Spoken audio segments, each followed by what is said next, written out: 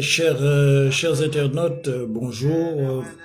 Comme promis, nous avions envisagé un travail de réflexion, de recherche concernant euh, cette thématique, hein, en Afrique, tordre le cou aux mensonges derrière la religion. Nous allons nous baser sur des preuves irréfutables, c'est-à-dire des savants anciens et contemporains, sachant que c'est le Centre islamologique africain caribéen de recherche et de la pensée musulmane, Paul Afo-Erazi de la pensée caribéenne, Sciences politiques Bocaille, rappelant que Sciences politiques Bocaille, c'est une alternative aux idéologies euro-occidentales de l'Est et de l'Ouest dans la recherche, comment dirais-je, de la vérité et la justice sous le socle des révélations divines et de la voie prophétique. Une approche non matérialiste, non occidentale, une approche en rapport avec la raison et la logique humaine qui est valable sur tout le globe terrestre dans notre humanité. D'abord, nous allons présenter, dans tordre le cou aux mensonges derrière la religion en Afrique, des grandes figures historiques. Parmi celles-là, nous allons citer Rahba. Rahba, il a travaillé, vous voyez, il a travaillé au 19e siècle dans les régions de l'Afrique orientale, notamment du Tchad, etc. Vous avez là, toujours dans la culture, dans l'information, dans l'histoire, d'ailleurs, c'est Histoire générale de l'Afrique, des grands résistants, et vous avez là Samori Touré, vous avez la Rahba, vous avez là différents résistants de l'Afrique. Donc ça existe, on n'est pas dans la fiction. On n'est pas dans le mensonge, et c'est pour ça que nous voulons tordre le cou, c'est ça cette émission, tordre le cou aux mensonges de certains imams, de certains musulmans africains et autres, hein, par rapport des mensonges derrière la religion. Nous avons Alpha Yahya, c'est une figure du XXe siècle. Hein. Alpha Yahya, vous avez Askia Mohammed. Askia Mohamed, c'est une figure africaine du XVIe siècle. Hein, vous voyez, ce sont des grands savants, des imams, des almamis. Et vous avez Othman Danfodo, qui est fondateur de l'empire de Sokoto du XVIIIe siècle. Donc, ce sont des sources africaines. On n'est pas dans le bavardage ou dans l'improvisation. Et vous avez aussi un autre ouvrage, l'islam en Afrique, de Cheikh Touré. D'ailleurs, le Cheikh Touré, c'est un de nos savants qui a beaucoup écrit, dont il a écrit ce livre-là que on peut comprendre. Donc, c'est ainsi, avec la vérité, que nous allons tordre le cou aux mensonges de certains imams africains, de certains religieux, quelle que soit leur orientation. Nous ne sommes pas dans la contradiction, des confréries, du tariqa. Toutes les orientations musulmanes se valent et doivent s'unir. Nous ne sommes pas dans la contradiction jurisprudentielle. Toutes les écoles musulmanes se valent. Elles ont une raison d'existence dans la sunna mohammedienne. Nous sommes aujourd'hui dans un impératif qui exclut les divisions que font certaines tendances, certaines branches contre d'autres branches, alors qu'en réalité, nous sommes au cœur d'un problème qui concerne l'union, la fédération des musulmans pour sortir de la domination la domination des puissances, on va dire américaines, des puissances de l'Est et de l'Ouest, des puissances euro-occidentales, qui ont juré dans le monde actuel d'empêcher l'émergence de l'islam en tant que continent-État. Et c'est la raison pour laquelle ils s'attaquent à l'Afrique, ils s'attaquent au continent africain par toutes sortes de procédés. C'est pour ça qu'ils s'attaquent au continent État de l'Orient, et c'est pour ça qu'ils s'attaquent aujourd'hui aux Perses qui représentent, en ce qui concerne leur école juridique, qui n'est pas la nôtre, ils représentent une branche des musulmans, qu'on le veuille ou non. Donc voilà une réalité qui conduit à comprendre que il y a dans notre Ummah, dans notre communauté, ceux qui combattent contre leur propre camp. Parce que ce sont des gens qui divisent, ce sont des gens qui attaquent d'autres branches de l'islam, que ce soit des tariqas, que ce soit des confréries, etc., etc., et qui s'opposent alors que nous savons qu'il y a quatre madhahib, l'école juridique, l'école malikite, l'école hanbalite, l'école shafiite, et l'école hanafite. Donc par conséquent, chaque musulman pourrait trouver sa voie dans ces écoles qui regroupent tout le corpus prophétique, c'est-à-dire en action, en parole, en acte et en démonstration.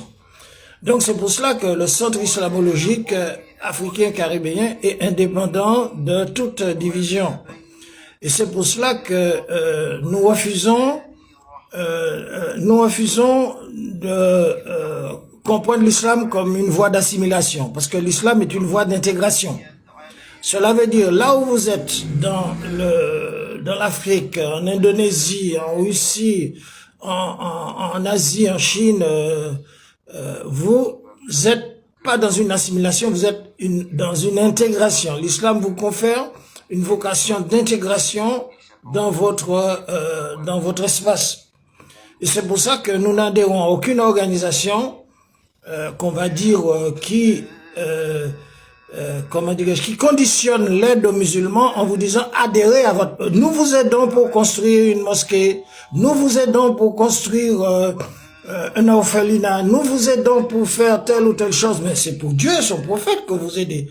Mais derrière, il y a une condition, à condition que vous adhérez à notre organisation. Nous avons vu dans les Caraïbes que certaines organisations qui font cette pratique ont pour but de financer des projets culturels, socioculturels, des projets de mosquées, pour ensuite dire, à condition que vous adhérez à notre organisation, et progressivement, lorsque vous adhérez, ils décrètent de vous exclure, vous qui êtes, dans l'espace où vous avez vous intégré, pour remplacer par les leurs, c'est-à-dire dans la logique d'assimilation. L'islam n'est pas une assimilation, l'islam n'est pas un impérialisme, l'islam c'est une intégration dans, un processus divin et prophétique qui n'appartient pas aux Arabes, aux arabocrates. Donc c'était pour l'introduction. Et donc par conséquent, nous allons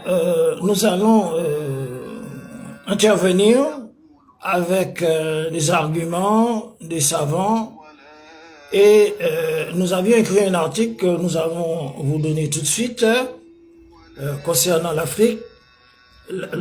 L'article c'était tordre le cou aux mensonges des soutiens des dictateurs en Afrique qui se cachent de leur trahison derrière la religion et leur influence néfaste sur les croyants, disons les croyants ignorants et les croyants dociles. Un vrai croyant n'a pas le droit d'être ignorant et docile. Alors nous avions promis, et promesse accomplie, de faire une vidéo pour contredire les lâches, les paresseux, les peureux de ceux qui sont complices du soutien et des connivences avec les dictatures en matière de gouvernance en Afrique, puisque nous parlons de l'Afrique aussi, surtout, et ceux qui justifient leur odieux comportement, soi-disant que, voilà ce qu'ils disent, l'islam interdit aux musulmans de combattre un gouverneur injuste. Donc, ils ont fait de ça une règle à partir d'un cas spécifique dans l'époque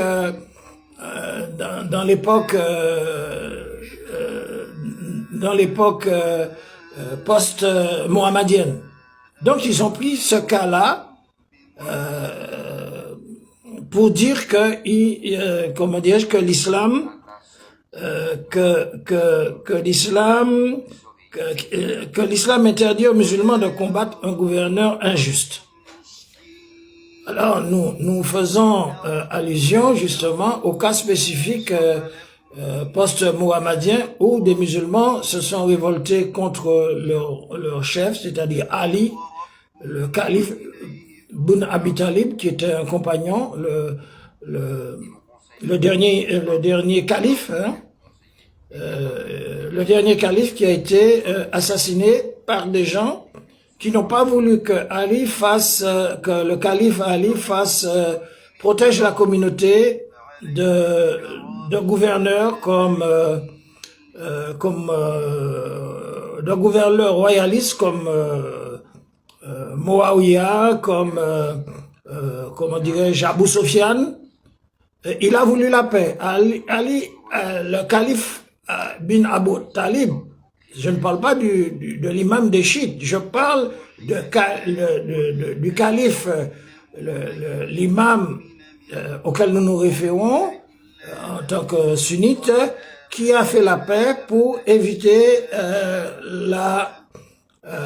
comment dirais-je, l'implosion de la communauté musulmane à l'époque, qui donc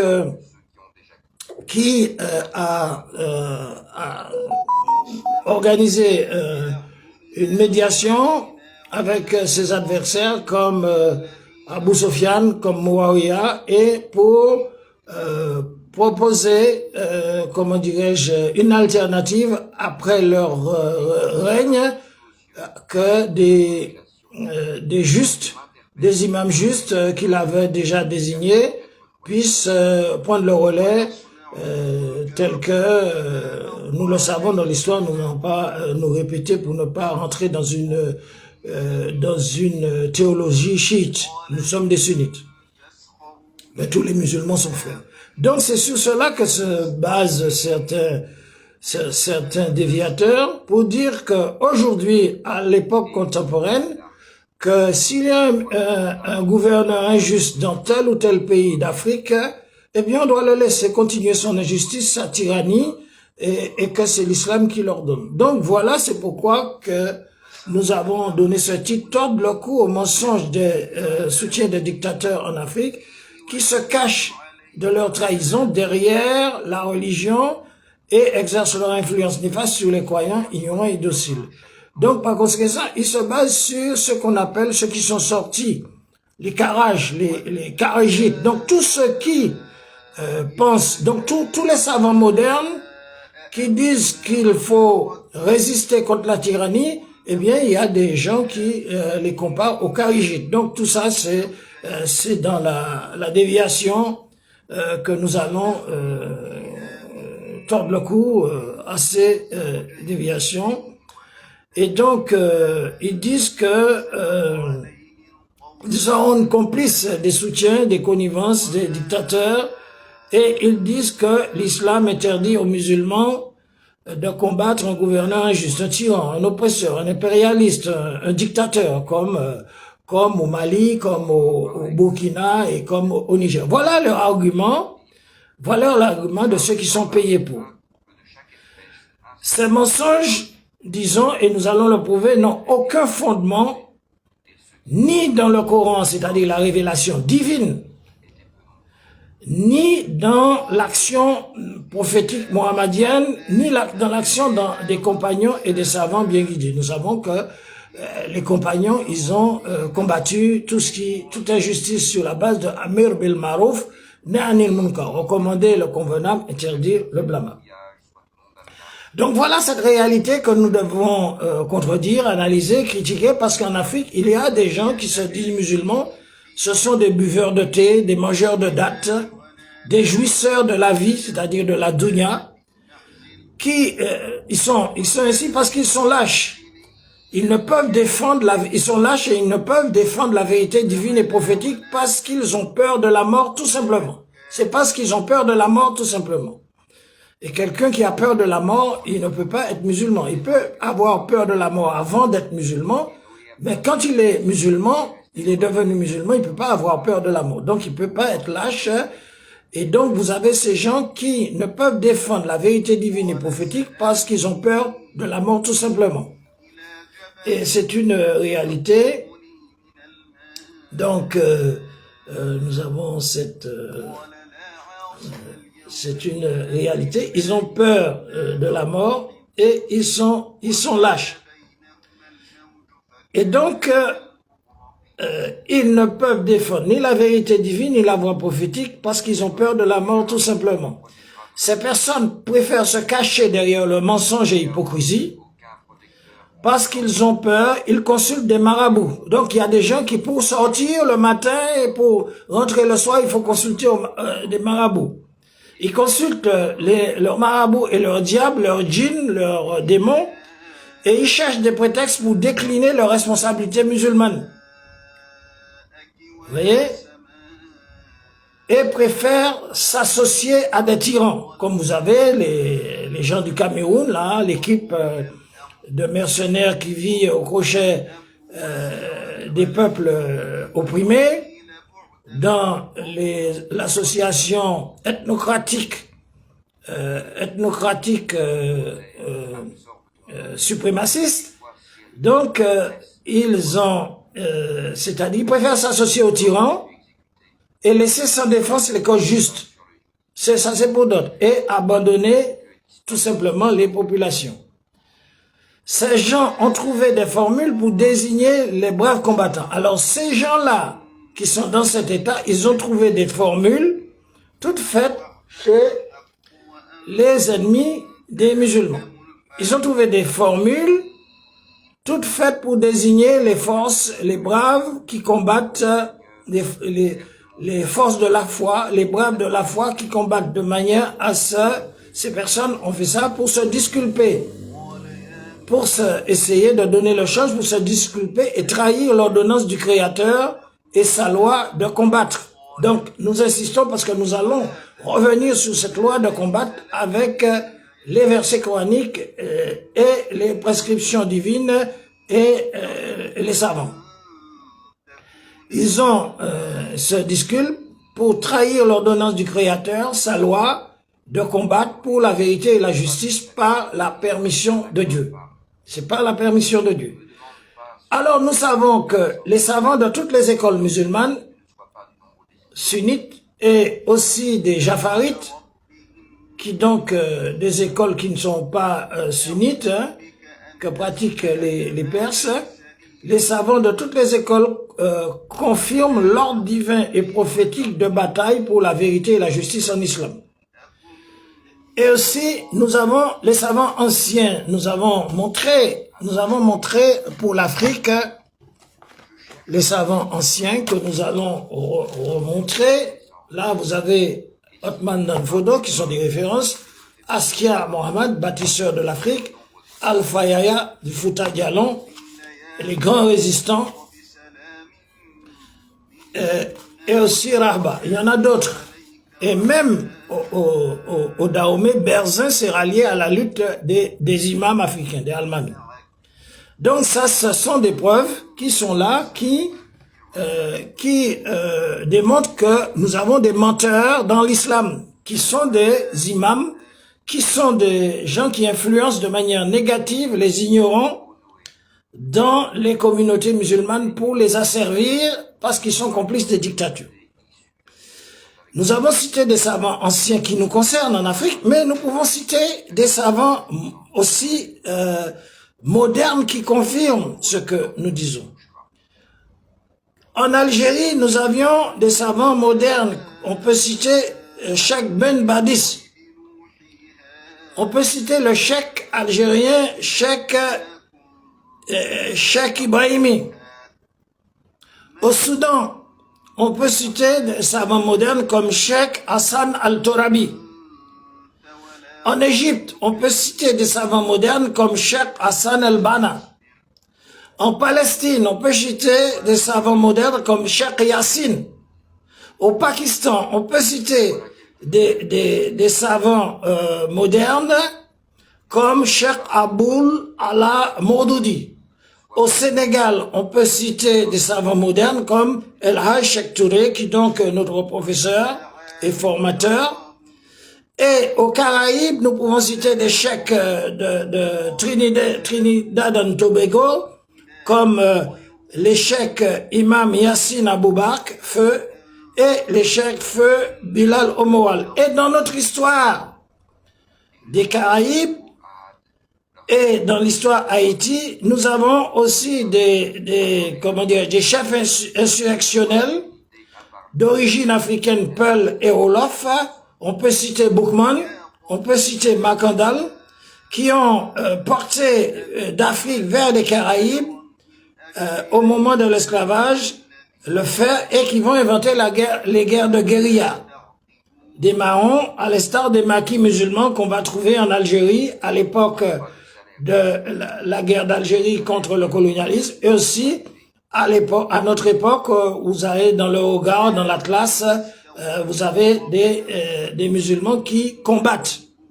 Donc voilà des éléments qui nous démontrent que ces gens-là qui disent, qui sont au service, qui sont payés par des dictatures en Afrique, au Mali, au Burkina, au Niger, qui disent qu'ils ont connu l'islam depuis et que dans l'islam, il faut laisser faire les gouverneurs injustes. Et donc maintenant, dans la deuxième partie de notre exposé, nous allons prendre appui sur des éléments des savants qui nous disent que effectivement il y a l'aspect dans l'islam, l'aspect de la force qui dans l'histoire de l'islam représente véritablement une problématique aux catégories de gens qui sont dépossédés, qui sont déshérités, comme les Africains, qui sont opprimés, comme les Africains. Car il nous dit que cette problématique donnait aux plus forts le moyen pratique d'exploiter les plus faibles et de les persécuter, comme c'est le cas des gens, des putschistes qui prennent, qui violent les lois constitutionnelles, qui font des prononciaments militaires, qui font des parjures au peuple et qui, une bourgeoisie kémite de droite ou de gauche qui prennent le pouvoir par la force des armes et qui oppriment les gens en mentant, bien sûr, en parjure au Mali, au Burkina et au Niger. Ça, l'islam traite de ces cas-là. Le savant, il nous parle aussi de l'existence de la force qui incite l'esprit humain, c'est la force militaire de l'association ethnocratique des Bambara au Mali, des ethnocratiques au Burkina et des ethnocratiques au Niger. C'est la force qui pousse ces militaristes à être hautains, à être tyranniques, à exercer leur domination sur les peuples, car elle suscite la force militaire suscite le désir de s'affirmer le racisme de minute.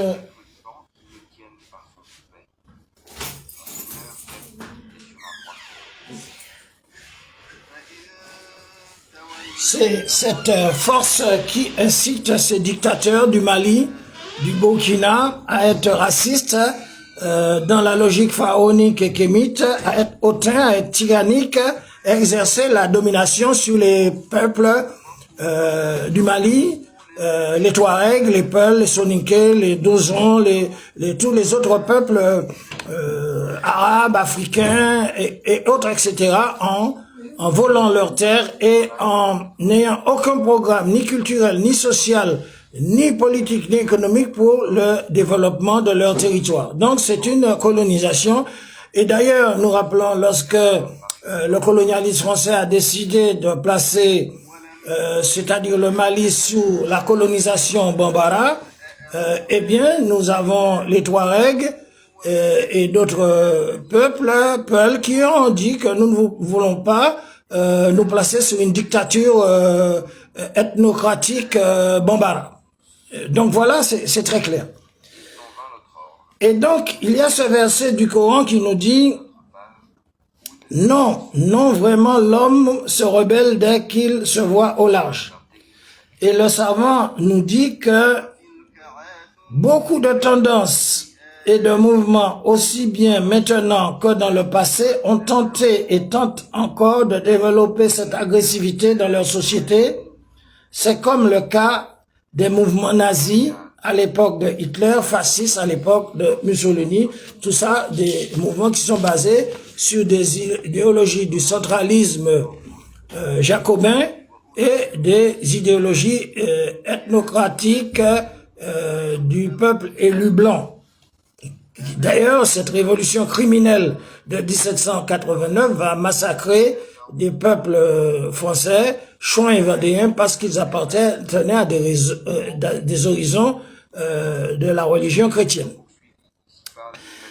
Donc, l'islam n'accepte en aucun cas que l'homme utilise la force qu'il possède dans une autre voie, dans aucune voie de la corruption et de l'agression contre la vie. C'est pour ça que les Persans, bien qu'ils ont leur orientation religieuse, ils ont raison de se défendre et de défendre ceux qui sont avec eux, qui sont combattus aussi au Liban et en Palestine. Donc, vous voyez, c'est logique, c'est logique, hein. Et donc, au contraire, l'islam veut que l'homme exerce la force dans les domaines qui édifient la vie, pour la défense de la vie, sur un fondement solide de la foi, de la justice et la paix. Donc, c'est pour ça que nous tordons le cou aux mensonges des Africains qui vivent aux dépens des dictatures et qui disent que dans l'islam, il faut laisser les gouverneurs injustes opprimer les peuples. Et voilà, ce sont des éléments des savants. Nous allons aller assez vite parce que nous ne voulons pas prolonger cette vidéo. Et nous citons des versets du Coran qui nous parlent du régime tyrannique, pharaonique, ethnocratique, qui était brutal. Et Allah, subhanahu wa ta'ala, Dieu dit que Pharaon était arrogant sur terre. Il était du nombre des pervers. Verset du Coran.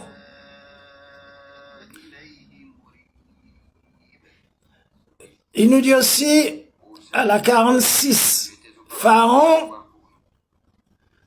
et au chef de son peuple, ils se montrèrent orgueilleux, c'étaient des gens hautains. Pharaon était hautain sur la terre, il avait réparti les habitants en parties, en sections, comme la bourgeoisie de gauche et de droite, pour diviser le peuple, le vrai peuple et le faux peuple. Ils ont créé des partis politiques de droite et de gauche, et ainsi, ils divisent le peuple et valident leur leadership pour prendre le pouvoir avec le faux peuple, c'est-à-dire la minorité de leur parti. Et c'est ce qu'ils projettent de faire avec Mélenchon en France et aussi dans les territoires occupés par, comment dirais-je, l'ethnocratisme de la race élue française blanche. Et donc, le savant nous dit, ainsi ces versets ont passé en revue tous les cas où la faiblesse des opprimés est exploitée de toute façon que la force, de telle façon que la force dont est doté le gouverneur devient un point de départ de sa violence, de sa corruption.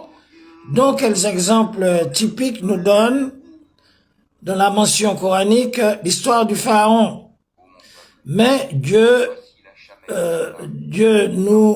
promet la victoire à ceux qui combattent, les oppresseurs. Nous irons un peu vite sur cet élément, parce que le savant, il nous parle aussi des versets. Nous allons citer le Coran à la sourate 2 pour tordre le cou aux peureux, aux mangeurs de dattes, aux buveurs de thé, aux esclaves des tyrans en Afrique, au Mali, au Burkina et au Niger, qui disent que l'islam ne ordonne pas de combattre les gouverneurs injustes. Donc nous leur répondons tout simplement par les versets d'Allah, la révélation divine. Le Coran, révélation, sourate 2, verset 251. Au nom de Dieu, le clément et miséricordieux. Si Dieu ne repousse pas certains hommes par d'autres, la terre serait corrompue, mais Dieu est celui qui dispense de la grâce au monde. Donc c'est Dieu qui a créé le combat. Dieu a créé le combat de libération, le combat patriotique, le combat pour la vérité, la justice contre ceux qui imposent l'injustice, qui ne répartissent pas les richesses et qui se constituent en secte, en caste, en parti pour dominer, pour que le leadership de la bourgeoisie puisse dominer les masses. Alors nous avons l'autre verset 20, le Coran, la révélation 22, verset 39 à 41. Au nom de Dieu, le clément et miséricordieux, toute autorisation de se défendre est donnée à ceux qui ont été attaqués, bien sûr par les tyrans, parce qu'ils sont injustement opprimés. Aujourd'hui, au Mali, au Burkina, au Niger, on enlève des imams, on détruit des temples, et voilà la réponse. Toute autorisation de se défendre est donnée à ceux qui ont été attaqués parce qu'ils ont été injustement opprimés. Dieu est puissant de les secourir, et à ceux qui ont été chassés injustement de leur maison, comme en Palestine, de leur pays, pour avoir dit seulement notre Seigneur est Dieu. Si Dieu n'avait pas repoussé certains hommes par d'autres, les ermitages, les églises, les mosquées, les synagogues auraient été démolis, les synagogues, les oratoires, les mosquées, comme le fait, comment dirais-je, le suprémaciste faux musulman qu'on appelle Ibrahim Traoré, qui est un imposteur. Le nom de Dieu qui détruisent les mosquées, ou le nom de Dieu est souvent invoqué. Oui, Dieu sauvera ceux qui l'assistent. Dieu est en vérité fort et puissant. Toute autorisation de se défendre est donnée à ceux qui, si nous leur accordons le pouvoir sur la terre, s'acquittent de la prière, font l'aumône, ordonnent ce qui est convenable, interdisent ce qui est blâmable. La fin de toute chose appartient à Dieu, c'est le Coran, sourate 23, sourate 22, versets 39 et 41. Et Ibrahim Traoré, l'imposteur, pour détruire la fraternité africaine, il a pris une loi tyrannique pour dire que les Burkinabés, dans l'administration, ils doivent s'appeler camarades. Donc, Ibrahim Traoré est en train d'inventer un kémitisme communiste sur le sang des Africains et de la communauté musulmane. Parce que camarade, c'est dans l'islam, dans le communisme, dans le socialo-communisme. Donc c'est un imposteur. Donc le savant existe. Le premier verset, le Coran justifie la question sous un aspect général, à savoir l'interdiction de corrompre la terre, c'est-à-dire de semer des injustices, comme le font l'association ethnocratique suprémaciste du Sahel. De faire couler le sang, d'écouler la vie, le Coran interdit de laisser le champ libre aux agresseurs, aux tyrans, aux despotes, aux pervers. Si nous le faisons, c'est soumettre la vie à leurs agressions, leur tyrannie, leur corruption et en conséquence faire de la vie une occasion propice au vandalisme, à la corruption, à la persécution des innocents par tous les moyens. Donc nous voyons que l'imam Kindo a été enlevé par les escadrons de la mort du mécréant Ibrahim Traoré. Il faut le dire, les Africains le disent. Pourquoi nous n'allons pas le dire? Donc, le savant nous explique, si nous voulons envisager l'idée de la force dans le contexte de ces versets, nous devons la remplacer dans le cadre naturel du mouvement de la réalité et sous la forme d'une question que nous posons à nous-mêmes, que devons-nous faire devant le fait de l'injustice? Que devons-nous faire devant le fait de l'injustice des associations ethnocratiques suprémacistes du Mali, du Burkina et du Niger? Voilà la réponse. Que devons-nous faire? Devons-nous la remplacer dans son cadre naturel du mouvement de la réalité? Alors, et la question, que faire devant l'injustice, la tyrannie, la pression contre la liberté, contre la croyance et contre le mouvement de la vie? Devons-nous rester les bras croisés devant M. Assimi Goïta, le putschiste, devant les putschistes Ibrahim Traoré, devant les putschistes sionistes, devant les putschistes kémites, suprémacistes? Devons-nous rester les bras croisés, nous abstenir de nous défendre et de prendre l'initiative d'attaquer et laisser les tyrans et les injustes faire ce qu'ils veulent et sévir à leur guise? Voilà la question, très claire, très raisonnable, très lucide, très rationnelle que pose cette problématique.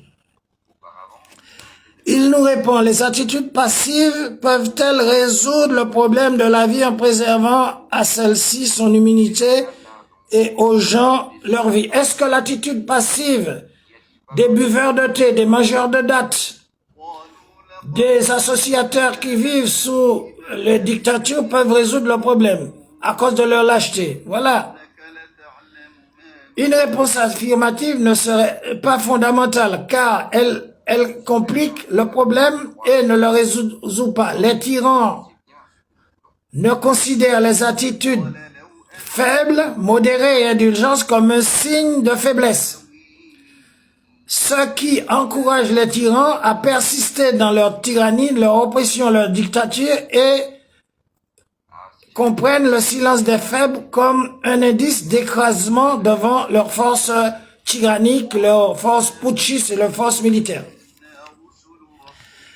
Et donc, le savant nous explique, et nous allons terminer là, il n'y a donc pas de meilleure raison pour les tyrans de persister dans la tyrannie que la faiblesse des faibles, le défaitisme des lâches, le défaitisme des défaitistes et des lâches, la disparition de la voix qui lance le mot d'ordre juste. Pas que, voilà, l'islam, la religion, même en dehors de la religion, il faut défendre la vérité, la justice. Donc, il nous dit que la faiblesse des faibles, le défaitisme des défaitistes, la disparition de la voix qui lance le mot d'ordre juste, avec force et persévérance, et l'absence d'une attitude pragmatique qui affronte la force par la force, avec la fermeté, par sa pareille, par conséquent, l'attitude à prendre dans de tels cas se limite à deux choix qui n'adoptent pas une troisième. Soit détacher le message, soit faire comme Ibrahim Traoré, transformer l'islam en communisme et dire camarades, soit se détacher du message et des principes de ces slogans de réforme en laissant la vie comme une bouchée facile à ceux qui y sèment la corruption, avec tous les actes et les positions que le mot corruption peut contenir. Soit faire face aux ennemis par tous les moyens qui traitent les justes de tous les noms d'oiseaux, Théo, tout ce que vous voulez, intégristes, fanatiques, tout ce que vous voulez. Donc c'est la terminologie qui a été pratiquée en Algérie, les Félagas, en Indochine, qui a été pratiquée en Irak, qui a été pratiquée surtout par tous les régimes dictatoriaux, y compris par le colonialisme, lorsqu'il est combattu. Alors, il nous dit, soit faire face aux ennemis, par tous les moyens nécessaires, y compris le sacrifice de ses biens et de la vie. Donc, les peureux, comme nous en avons là-bas, les courtisans, les laudateurs de ces tyrans, eh bien, ils sont là pour exercer une influence néfaste sur les populations. Voilà la vérité. Il n'y a pas de vérité dans l'islam. Il y a une seule. La vérité est une. Donc, en adoptant la loi du combat de la défense comme deux principes fondamentaux, l'islam opte pour le choix difficile. L'islam, alors voilà la réponse, l'islam opte pour le choix difficile, celui d'affronter le mal, d'affronter la tyrannie qui va dans le sens de l'intérêt général de l'homme, de la société. Il fait ainsi de la vie, du message, de ses principes, de ses slogans, le centre d'intérêt devant lequel se réduit la vie des individus dans certaines phases de l'histoire au profit de la vie qui s'étend tout le long de l'histoire. Nous allons nous arrêter là. Donc, c'est pour nous dire que, effectivement, nous avons écrit cet article. C'était pour justifier, d'une part, les allégations mensongères de certains Africains, de certains paresseux, de certains lâches, de certains jouisseurs qui dévient les populations tout en soutenant les tyrans. Et nous avons appuyé nos propos par des réalités historiques indéniables de l'histoire de l'Afrique, avec ses représentants, avec ses bâtisseurs, avec ses institutionnels, avec ses hommes de combat, avec ses hommes d'État, avec ses hommes de l'Afrique. Nous avons cité l'émir Abdelkader et nous avons cité les savants modernes, tels qu'en Algérie, les savants Cheikh Ben Badis Ibrahimi, au Soudan, le Cheikh Hassan Torabi, des savants modernes, en Palestine, le Cheikh Yassine, en Égypte, le Cheikh Hassan El-Banna, au Pakistan, le Cheikh Abou Allah Al-Moudoudi, dans les Caraïbes, les Cheikh Yassine Aboubak, Trinité et Tobago et Bilal Omoral, et dans notre histoire des Caraïbes, les savants insurrectionnels de nos ancêtres Olof et Eppel qui vont réinventer la guerre de guérilla pour lutter contre Napoléon et le chasser d'Haïti et pour préserver le droit du sol donné par notre ancêtre malien, l'empereur Aboubakari II, qui va découvrir l'Amérique avant Christophe Colomb au Xe siècle, avant les Européens qui seront présents dans la région en 1492. Donc, à bon entendeur salut, vous qui persécutez les Africains, les Peuls, les Touaregs, vous qui accaparez leur espace de vie sans programme de développement culturel, économique, qui dilapidez leur richesse du sous-sol, et donc par conséquent, vous n'avez aucune justification pour ne pas être combattu. Donc, c'est pas moi qui le dis, c'est si vous faites la prière et si vous lisez le Coran, vous êtes en train de vous enfoncer dans votre propre enfer, parce que la prière vous condamne et la révélation vous condamne, le prophète vous condamne. Donc, vous avez pris l'orientation kémite parce que vous êtes perdu et vous êtes perdu à jamais, parce qu'Allah subhanahu wa ta'ala, il dit ceux qui ne suivent pas sa voie, qui sèment la corruption sur terre, qui ne jugent pas d'après ce qu'il a fait descendre, ce sont les compagnons du diable. Et Allah lui-même, il dit qu'il a assigné à Assimi Goïta ainsi qu'à Ibrahim Traoré et Tiani des diables comme compagnons, qui donc les kémites, pour les pousser au dernier retranchement, afin d'eux-mêmes qu'ils puissent creuser un fossé pour s'enfoncer dans le déluge comme Saddam Hussein et comme tous les tyrans, les pharaons qui ont creusé leur propre fosse, leur propre tombe. Eh bien, nous allons terminer par une fatiha pour l'imam Diko, pour tous les opprimés, les syndicats, les ouvriers, les intellectuels, les journalistes de l'Afrique de l'Ouest qui sont opprimés, qui sont embastillés, qui sont enlevés, qui sont... Nous allons faire une prière aussi pour l'imam, pour l'avocat Montakatal. Nous allons faire une prière pour Ben le Cerveau, pour aussi pour Rasbat au Mali et pour l'imam Kindo et tous ceux qui sont opprimés par l'association l'association l'association ethnocratique suprémaciste au Sahel. Bismillahirrahmanirrahim. Alhamdulillahi Rabbil Alamin. Ar-Rahman Maliki Yawmiddin. Iyyaka na'budu wa iyyaka nasta'in. Ihdina as-siratal mustaqim. Siratal ladzina an'amta 'alaihim ghayril maghdubi 'alaihim waladdallin. Amin. Wa makaru wa makara Allah wallahu khayrul makirin. إنهم يكيدون كيد كيدا يا ربي نسبت وجهي إليك يا ربي مددت يدي فبعزتك أستجب لي دعائي وبلغني منايا ولا تقطع من فضلك رجائي في شر الجن والإنس اللهم صل على سيدنا محمد الفاتح لما أغلق والخاتم لما سبق ناصر الحق بالحق والهادي إلى صراطك المستقيم وعلى آله حق قدره ومقداره العظيم. Honneur au peuple Peul, honneur aux Arabes africains du Sahel, honneur aux Touaregs, honneur aux Soninké, honneur à toutes les populations en lutte, en résistance contre l'ennemi antipatriotique et, comment dirais-je, pseudo-panafricaniste. Alhamdulillahi Rabbil Alamin, Subhana Rabbika Rabbil Izzati Amma Yasifun, Assalamu alayhi al-Mursalin, Walhamdulillahi Rabbil Alamin.